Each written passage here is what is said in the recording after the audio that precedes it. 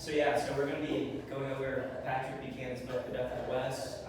It's kind of a different book club this time. We have Tony Arterburn. He's spoken before. As many of you know, I've known Tony since I was a little guy. As my mom will attest, he was downloading ideas on my Crestine hard drive as a young boy, good or bad. We'll still figure that out. We haven't decided yet. But he's not. But Tony's an interesting guy. He has world records in powerlifting. He did 3 tours of duties in Iraq right after 9/11. He owns a gold and silver shop and does crypto exchanges if you're interested in that, called Wise with Gold and Silver. He has a radio show called Arterburn Radio Transmission or Art, and then a couple of podcasts where if you're interested in alternative history and kind of conspiratorial things, he can definitely help you there. So without further ado, Tony, thank you for coming, and let's dig into Patrick Buchanan. The establishment hated him. Stay right there. See, I knew these things. Stay right there. So I've only given one other of these awards now. The other person I gave it to was Owen Schroyer. I gave it to him live on air.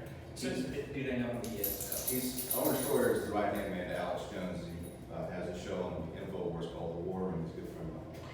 I gave him a pair of these. I'm going to give you a pair of these now. Are they yours? No. No. Your mother would be mad at me. They look like birds. But Owen went on to call Jerry Nadler a traitor in a live session in Congress and got arrested for it. I love it. I remember. But I got you a pair of silver airborne wings. This is for Courage Public. That goes for you. You can put it on display in your house. Can we see it? Yeah. Yeah, let's show it off. Just don't put it Oh, in the that's sink. awesome. Yeah. Thank you. You're very welcome. Do you need a coffee? No, I'm good. All right. Well, this is going to be an intimate audience. I like this, my favorite time. So if I'm speaking to Republicans and I'm speaking in Rockwall, I'm going to think about my friend Ralph Hall. And I always have a story. And I was debating on the way down whether or not I should tell it, but it's too damn funny. And so I needed to share it. So in 2013, 2014, I ran for Congress. And obviously didn't make it, but at the end of the run, Ralph Hall was in a runoff. And of course, he was the last World War II veteran in Congress. He's the oldest living member of Congress to ever cast a vote. And he called and asked for my help. And so I came and helped him. And in that campaign, if you were paying attention to it, I was Ralph Hall on Twitter. I was his Twitter. I would call him at the end of the day and tell him what he believed in and what we were talking about that day. And I was teasing about that, but he trusted me. This is a man who put Ronald Reagan on hold to see if he could, and he always took my calls, and he was a very good friend of mine. I miss him dearly, but I wanted to tell you guys a story. Towards the end of his last campaign, of course, I helped him. I was his Twitter. I filled in for him. They asked me to escort him around while the Today Show came out. They flew in the Today Show from NBC. And they had a camera crew, and the lady that was there, representing the Today Show. We went into his office, and it was just he and I and the guy that was filming his wall and showing him with Lyndon Johnson and Ronald Reagan and all the astronauts, and he was doing the B-roll. And he was talking to the lady who was going to do this big interview on the Today Show with him. And if anybody knew Ralph, he was a world-class raconteur, joke teller, very witty. Yeah, my mother didn't even know that he was a fighter pilot. Oh yeah, he was landing planes on aircraft carriers. I mean, the airplane hadn't been out that long. I mean, this was a man. He had a lot of courage. And he was on the same boat with George H.W. Bush, right? I believe so. At different times, and there wasn't a whole lot of aircraft carriers. I mean, he flew a Hellcat, and he was a very interesting man. But I had a lot. He sold cigarettes and Coca-Colas at Bonnie and Clyde. Of course he did. But that story about him putting Ronald Reagan on hold, he did it on purpose to say that he did. It's true. This story about Ralph, we were in his office, and the lady said, "Now, Ralph, you're the oldest living member of Congress to ever cast a vote, the last World War II veteran. I just imagine that Congress comes to you and asks for your sage wisdom." And she said, "Has that ever happened?" He said, "Oh, yeah." He said, "It happened pretty recently." said they came to me about this Arab Spring thing and said, what should we do? Should we support the Muslim Brotherhood or the dictator Mubarak? And he said, well, hell, I don't know. I said, we've got a bunch of A-bombs left over from World War II. Just give them to both sides and let's figure out what happened. And I thought, okay, Ralph, I'm glad we weren't recording. I know but that's the kind of, and I go, that's the most right-wing thing I've ever heard in my life. I agree. Very, very strange loving. But, so, as Duke was saying, I'm a veteran of 3 foreign wars. My last tour was in Iraq. And Iraq's had many names. It's been Samaria, Mesopotamia, Babylon. But most famously, it's known for the cradle of civilization. And that's when my third tour, I had read like 200 books. That was my education. If you look at the word alma mater, it means nourishing mother of studies. So my nourishing mother of studies is war and books. And towards the end of that tour, the very end, as I was going home, somebody handed me a copy of The Death of the West, and this was 2004. And this book acted like kind of a Rosetta Stone to everything I'd read so far. What Buchanan does when he talks about, because I was on the business end of a very bad idea. The Iraq War is about ideology. It has nothing to do with conservatism or Americanism or traditionalism or Christianity or anything. It's a bad idea. It's actually an extension of Marxism by other means. Anybody that knows anything about the Trotskyite neocons and people that infiltrated the Republican Party, I'll get to those folks in a minute. They cooked that up. That was their class project. So I soaked up Buchanan's work, and it made a lot of sense to me because I could not, for the life of me, figure out why we were there. I was very angry about that, by the way. I'd been part of the first Army unit on the ground in Afghanistan after 9/11, and then immediately realized that we were going into Iraq. And not a happy camper, but I got through it. Like I said, I made the best of my time. Tried to use it to educate myself. And I learned some things. So I'll talk a little bit about Pat's book. And he talks about civilization itself, dying population, demographics. You might have heard the term demography is destiny. Okay? When you have the demographics, you control the future.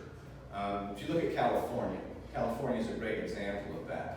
Can California become a red state? By the way, I hate that. They changed that in the year 2000. Republican Party used to be blue, like the Union colors. They changed it to red to confuse you because red is the color of communism. You guys need to look into that. But California can't go red. Matter of fact, they want a coast-to-coast California.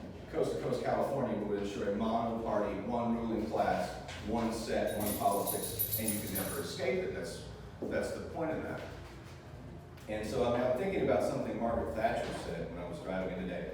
She said that Europe was created by history and America by philosophy. It sounds pretty, but that's not true. America is an extension of Western civilization. America is an extension of Christianity. And it's not just an idea. See, nations are history, heroes, tradition, people, hearth and home, patriot graves. That's what makes a nation. A nation is not a notion. A nation is not an idea. This is something that the book, if you really read it and understand what he's saying, it's like a Declaration of Independence and a Constitution doesn't make a great people. But a great people make a Declaration of Independence and a Constitution. It's not the other way around.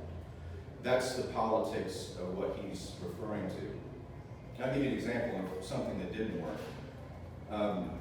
Some years ago, I wrote an article on the Soviet Union called A Cold War Christmas Carol. Now, something I had noticed is that the Soviet Union collapsed between 2 Christmases, 11 years apart, at the height of their power, and then breaking into 16 pieces within 11 years. Ronald Reagan called them the evil empire the year after they invaded Afghanistan. I was born on day 1 of the Soviet invasion of Afghanistan in 1979. Explains a lot. And they were, yes it does, and they were known as the mighty Soviet Empire. They were looked to be unbeatable. They were a colossus.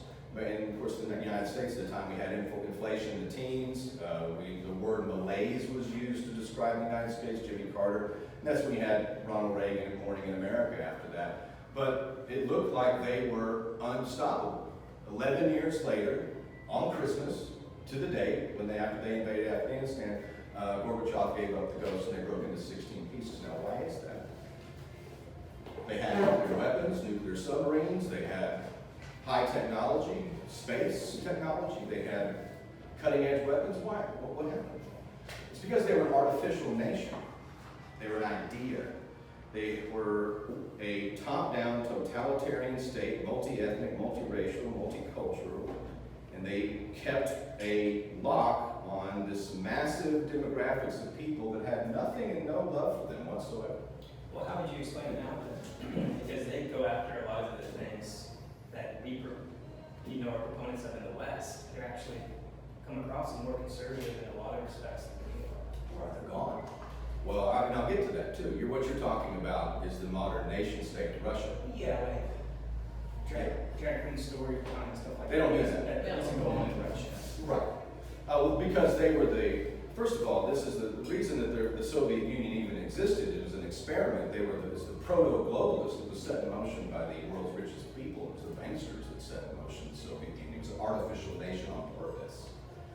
And when they finally threw off, I think it was Alex Jones called it the face sucker of globalism and became a nation again, they had want nothing to do with that.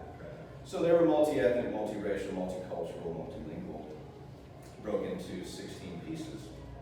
So you look at something like the Soviet Union collapsing in America at the time I was 11 years old, the world was ours. There was no more Cold War. We had won. We had won without a nuclear war. We had won without a world war. And we had a huge opportunity to remake ourselves, to rebuild the republic. And instead, we botched it. We had what George Orwell would call the streamlined men who think in slogans and talk in bullets. They assumed the helm of our foreign policy and we went on the crusades. And so we didn't rebuild the republic. And you look at the time when Buchanan wrote The Death of the West, this was 2002, our debt was about $5.5 trillion. So it took us from 1776 to 2002 to get to about $5 trillion. Since that time, we've accelerated to over 30 trillion. The debt to GDP ratio was at about 45% at the time. We're at 125% of GDP to debt. Unsustainable times. We wasted trillions. Go ahead. Sorry, not meaning to interrupt you. I have a question because we give so much to foreign countries. I mean, whether it be the Iron Dome or what we're doing with Ukraine, billions upon billions. I've often wondered why we do that because it's unsustainable. And I think it's just to keep the dollar in circulation. So it's the de facto world currency. I think that's. I'm going to get to the Ponzi scheme. I'm going to cover that because that's a huge part of why, if I'm speaking to young Republicans and anybody watching on the feed, this is not anything you're going to hear anywhere else. This is live. We're just recording. We're just recording. So, I was just saying, we should pause it. want to pause the meeting? Yeah, please. So, Shelby's laughing. if you look at where the United States has gone in the last 20 years and what Buchanan talked about, it was really an acceleration of all the things that have been set in motion to decline our culture. Arnold Toynbee, the historian, said that civilizations die by suicide, not by murder. He's partially right, and that's been right for everything else in history except this one. America's been assisted in its suicide. It's actually going to be the first nation in history that's artificially declined. And really something akin to a controlled demolition of the American empire. There's two Americas, by the way. The guy, John Edwards, who ran for vice president back in 2004 with John Kerry, he was right about something. He said there was two Americas. He had a $400 haircut, by the way, and a mistress. But he said that there was two Americas, but I take that as something else. There's actually two Americas. There's the American Empire and there's the American Republic. The American Empire has nothing to do with you or I. We're hooked to it. It's a part of our extension of us in our foreign policy and our monetary policy. So there really is a controlled demolition going on right now. And you can see that with our, $76 billion sent to Ukraine. I mean, does anybody, it's interesting. Both parties agree on World War III, isn't that? Nobody opposes it. Both parties agree on our currency being debased. It's a Ponzi scheme. Well, we have one here, Gordon. Right. If he's not posting terrible pics of food on social media. Oh, is he doing that? Yeah, he tends to have. It's really. Well, that's something Vladimir Lenin said. If you wanted to destroy a country, you first debauch its currency. And if you look at every plank of the 10 planks of the Communist Manifesto, this country's adopted every single one of them. First being central bank, right? The central bank is very important there. Something that, and Mom wanted to know about Buchanan, a little backstory on him. He was the youngest editorial writer in the United States. He was 26 years old and wrote for the St. Louis Democrat, very hardcore conservative guy, and he met then former Vice President Richard Nixon in a kitchen and just happened to have a chance meeting with him and said, I'm ready to go abroad as soon as possible. And then Richard Nixon saw how smart he was and just grabbed him right up, and he followed Richard Nixon to the White House. He opposed Nixon opening China and other things. Pat's always been a hardcore, real rock-rib, right-wing conservative. Matter of fact, he wrote a memoir called Right from the Beginning. It's a great little book. I highly recommend it. But I've been following Pat for years. One of the things he said, he ran for president 3 times. He worked for Ronald Reagan's craft policy. One of the things, somebody asked him, he said, when did the West begin to die? And he said, on November 22nd, 1963. And that's when the deep state murdered JFK. I happen to agree with him on that, and I'd say that I've broken from Pat in some areas because, when you think about something that I read from Nietzsche years ago, it said that one dishonors the teacher if one remains a student. So I've taken myself, I would say I study parapolitics, which is, I'm a conspiracy analyst, like Gordon would all say. And I want to look at a timeline of decline before I get to the politics of the future, because I think you guys have an opportunity. Anybody watching this, you got a real opportunity for change. And I'm not talking about the kind of politics that Hillary Clinton talks about, the politics of meaning. Does anybody find any meaning in this? Is there meaning in politics? I find it a necessary evil, something like Plato said about if you don't pay attention to politics, you end up getting governed by your inferiors. We all know we have to slog through it. To the left and to progressives and Marxists and all those folks, it's a religion, right? As a matter of fact, Christianity, Western civilization is under attack by another faith, and it actually is Marxism. Marxism is the operating system for Satanism in the material world. That needs to be called out. That's really what it is. It's a spiritual thing. It's not just politics as usual. And that's the reason when I say that we've been artificially declined, you can go back and look at the key moments in history where people like the Rothschilds and Rockefellers and Morgans and the Warburgs were able to capture a country like Russia by loading down Leon Trotsky and Lenin with gold. I think I told everybody this in my last talk here, but World War I, historians will never talk about this, but World War I, the head of the Federal Reserve Bank in the United States, they just gotten it, by the way, Christmas 1913, was Paul Warburg. He was a Rothschild agent.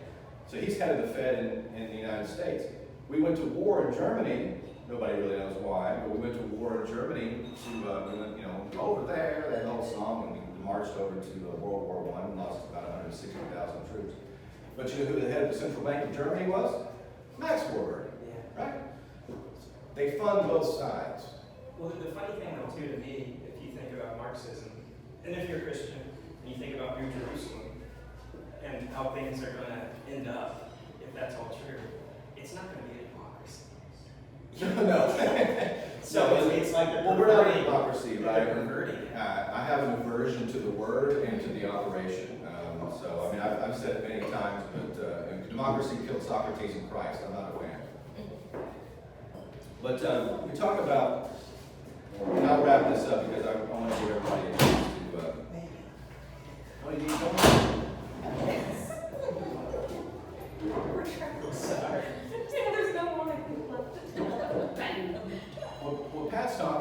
lot to in the book is demographics. He's talking about demography is destiny, what's the future look like. You always hear about population control and too many people and all the rest. America doesn't have a native-born population rate above replacement level. The only country in Europe with a population rate above replacement level is Muslim Albania. The worst of all the countries in that region is Russia. The worst. They lose 2 million net people in population a year. As a matter of fact, by the year 2050, they'll have a population of what we had in 1947. And the book was written in 2002, but it said on average, an average female Russian has 2 abortions in their lifespan. Some of their people like Alexander Dugin and a lot of the other rise of the Christian right there have tried to steer that away. I mean, they were fully infected by globalism, which is a anti-family, anti-Christian, anti-human ideology. Matter of fact, I'll say something too. Ideology itself, I think it's something Edmund Burke said, conservatism isn't an ideology, it's the absence of one. Right? We don't have ideology. We have tradition, hearth and home, and heroes and things. That's what drives us. Where you look at somebody like George Bernard Shaw, who said that some men look at things and ask why. I dream things that never were and ask why not. Well, that sounds good on paper, but when you put it in politics, it creates a gulag. It's a bad. It's good for science, it's good for art, but it's not good for politics. And that's where these dreamers get us into the apocalypse. So, look at the timeline of decline, and I want to speak to that because this has to do with what the future is going to bring. The reason that we've accelerated so fast and why this has never really happened before is because, I'll give you an example. In 1900, if you were to buy a pair of shoes or a meal, it would cost the same if you were in George Washington's day. There was no inflation, 0. So in 1900, I'm paying the same for anything that I was in 1790. Now, why is that? That's because the United States was founded on a gold and silver standard, a bimetallic standard. You couldn't get away. You could still do a lot of corruption. We had the Civil War. We had all kinds of that. But that was nothing compared to what we have now. The reason that this 20th century is a slaughter pen of wars is because we detached from the gold standard. Matter of fact, I didn't bring it in with me, but I have a $20 gold piece. I think I did this last time. And this is where this is going and why this is so important for you guys to pay attention to what the next steps in politics are, because there's about to be a big change that you need to pay attention to. So you can use that $20 gold piece if you go to Kroger's across the street, but how much do you have to pay for in dollars? It's only worth 20, according to... Right. Well, the reason I bring that, you have a $20 bill and you have a $20 gold piece. $20 gold piece is worth $2,000. $20 is what? Whatever you can buy with it today in Joe Biden's America. And the reason that they're able to do that is because of the Federal Reserve. We've devalued our currency by over 98%. And the reason that they like to do that is because you can hide things. You can create wars. You can create false realities. So now we have fake politicians, fake wars, fake news, fake everything. Everything's fake because of fake money. All leads back to that. Where you won't get this in politics. That's why I don't have millions of followers. Because it's not a game. That you have to look at where it comes from. It's like why they threw Newt Gingrich off of Fox News when he brought up the fact that George Soros was funding the district attorneys. They cut him off. It's not about the people, it's about who funds them, and that's where I go after, which is everything tracks back to the central bank. I always say that it's fiat currency, which means by decree. Fiat is fake, it's the head of the snake. If you look at that, then that is the root of why we ended up with what we have now. And they're going to continue, by the way, the dollar is propped up by a Ponzi scheme. Somebody asked me, what backs the dollar if it's not gold or silver? And I said, 700 bases in 132 countries. It's a hegemonic dominance of the American empire. That's what backs up. And by the way, when I get into a minute, that is waning. It's part of the death of the West. You look at the emerging nations, the BRICS nations. Anybody heard of the BRICS nations? Right. That's Brazil, Russia, India, China, and South Africa, soon to be Saudi Arabia. That's about 50% of the world's population. We're 5%. After World War II, we were 5% still, but we had 50% of the world's wealth. We were the greatest creditor nation, the world's greatest manufacturing marvel. Now we're the world's greatest debtor, and we import almost everything. We are no longer the world's richest nation. We still have an empire. We still have propped up tripwires and treaties all over the world, and we intervene everywhere, but our power is waning. The reason that a lot of the gold bugs were wrong, in my opinion, is because we're not Weimar Germany. We don't have wheelbarrows of dollars yet. It's because the world uses our currency. They use it to buy crude oil. It's called a petrodollar. But that's declining. We put sanctions on Russia. Russia, about 2 months into the war, said, that's okay. Dollars are candy wrappers. We don't even take them anymore. So they take the Chinese yuan. And guess what? The move that the talking heads don't talk about, imagine that, the next move is Saudi Arabia, which is the petrodollar itself. 80% of all the dollars ever created, paper currency, are not in this country. 80%. It's outside of this country. And that's because we are the world's reserve currency for now. But the BRICS nations, Brazil, Russia, India, China, South Africa, are creating a new currency system to compete with the United States. That will change our reality. So America's not going away, but the American empire is, and good riddance. Because it hasn't increased our security, it hasn't increased our freedom, our liberty, our discourse. Have you seen our two parties? I know you guys are young Republicans, and I'm fine with that, but you guys are grassroots. And you've got an opportunity. This is going to come out of austerity. The austerity that will come out of what they have done to the country is where you'll find your opportunity in the next level. And I'm optimistic about that, but you need to pay attention to what's happening. Normalcy bias is going to get us all in trouble. Normalcy bias is the enemy to anybody who's wanting to get involved and make a difference at this point. I will say, still an important work. Buchanan really lays out, I think, where we were. It's a great stress test and diagnostic of the United States in that time frame. Still an important work. I would pay attention to. Well, he predicted the splitting of America, even then. He just said there's going to be two separate ideologies. Balkanization. Yeah, it's going to get bad. Well, that's when I brought up the Soviet Union at the beginning. The Soviet Union was an artificial nation that broke into 16 pieces. There's also and I'll end with this. There's a phenomenon called ethno-nationalism, and if you look at something the elites want to bring into to reality is called the Great Reset or Agenda 21 or Agenda 2030. It has to do with sustainability, whatever that means. Really, that means population control. That means track tracing, put under a smart grid. People like Mark Zuckerberg will rule you, that kind of stuff. I can't wait to meet my wife in the middle. Right in the metaverse. a Klaus Schwabian dystopic nightmare. But that's not where people are headed. As a matter of fact, history butts up against everything they've been trying to do to us. That's something else you should pay attention to. I'll talk a little bit, and then I'll end with this. The fourth turning, I think I mentioned this before. About every 80 years in a society, the Romans came up with this. This is a concept called a saccharum.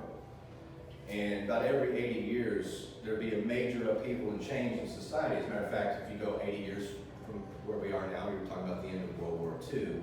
80 years before that was the Civil War, and 80 years or so before that was the American Revolution. That's why Lincoln said 7 years ago at Gettysburg. Right? So this is a major upheaval. Society is shifting and changing. But one thing, if you notice, history cycles backwards. People are decentralizing. We're not getting more consolidated, we're getting less consolidated because of technology, because of different dialects and information. We're becoming less and less consolidated into megastates. The Catalonians did it in Spain, the Hong Kongers, the Irish did it at the beginning of the 20th century, breaking away. So it's something we need to pay attention to.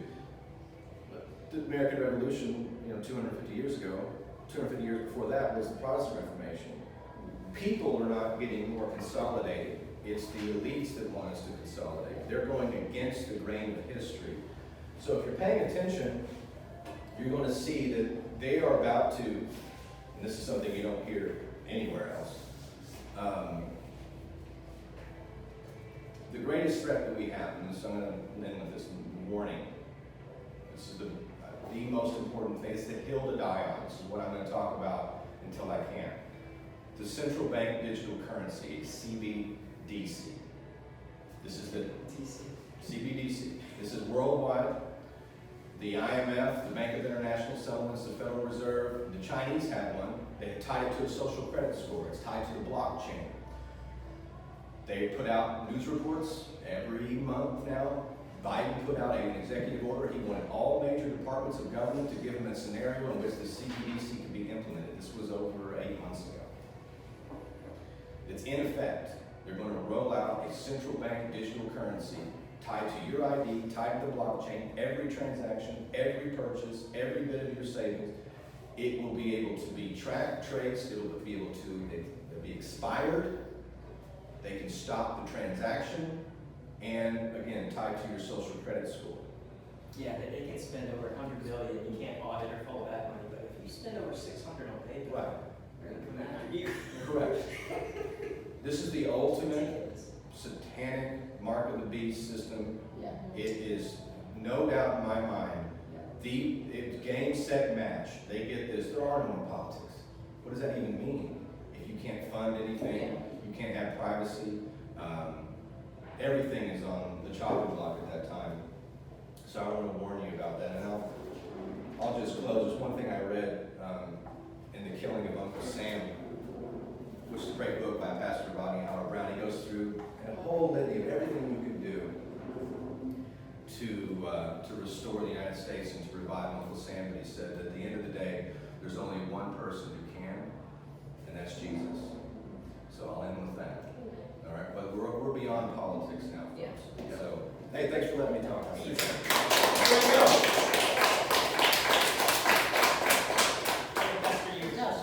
You want to make questions? That's for you. Ask me questions. All right, everybody, read the book. Ask Tony some questions.